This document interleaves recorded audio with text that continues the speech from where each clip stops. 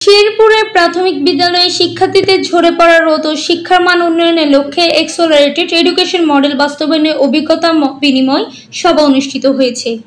19 September বৃহস্পতিবার দুপুরে জেলা প্রাথমিক শিক্ষা অফিসারের হলরুমে ব্র্যাক ইউডিসি শিক্ষা কর্মসূচি আয়োজনে অভিজ্ঞতা মতবিনিময় সভা অনুষ্ঠিত হয়। এই সময় ব্র্যাকের সিনিয়র অ্যাডভাইজার প্রফুল চন্দ্র বর্মন এর সভাপতিত্বে অনুষ্ঠিত অভিজ্ঞতা মতবিনিময় সভায় প্রধান অতিথি ছিলেন জেলা প্রাথমিক শিক্ষা কর্মকর্তা মোহাম্মদ ওবায়দুল। অনুষ্ঠানের শুরুতে স্বাগত বক্তব্য রাখেন ব্র্যাক শিক্ষা প্রকল্পের জেলা সমন্বয়ক ফারহানা মিল্কি এবং মূল প্রবন্ধ উপস্থাপনা করেন ব্র্যাক কর্মকর্তা মৌসুমী আহমেদ সিলভিয়া ও আমেনা বেগম। এই সময় অতিথিদের মধ্যে উপস্থিত থেকে বক্তব্য রাখেন ব্র্যাকের বিভাগীয় কর্মকর্তা আমেনা বেগম, ডেপুটি ম্যানেজার নাজমা আক্তার, কর্মসূচি ব্যবস্থাপক কামরুস সালাম, এছাড়াও বিভিন্ন উপজেলার শিক্ষা কর্মকর্তাদের মধ্যে আকরাম হোসেন, মোস্তাফিজুর রহমান, আরিফুর রহমান, মোহাম্মদ শহীদুজ্জামান প্রমুখ।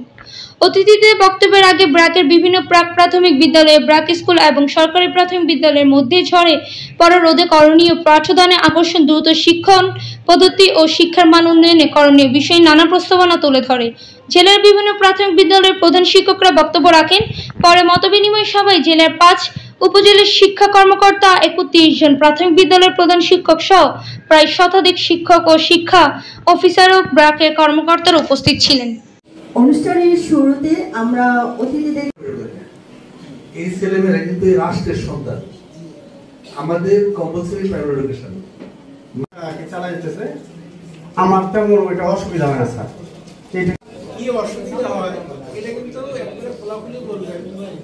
এই সভাটাই কিন্তু হচ্ছে যে যদি কোনো অসুবিধা হয়, সমস্যা হয় আমাদের স্কুলগুলোতে, আমাদের স্কুলে শিশুদের টার্গেট আমাদের সকলেই, এদের উন্নয়ন সবাই চাই, মানসম্মত অবস্থায় শুরুর দিকটার সময়, স্বাধীনতা পরবর্তী সময়টাতে আমাদের নারী শিক্ষার যে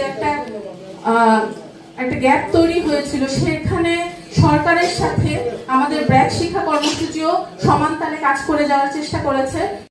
শেরপুর প্রতিনিধি জাহিদ হাসান খোকনের পাঠানো তথ্যচিত্রে PIB 71 টিভি।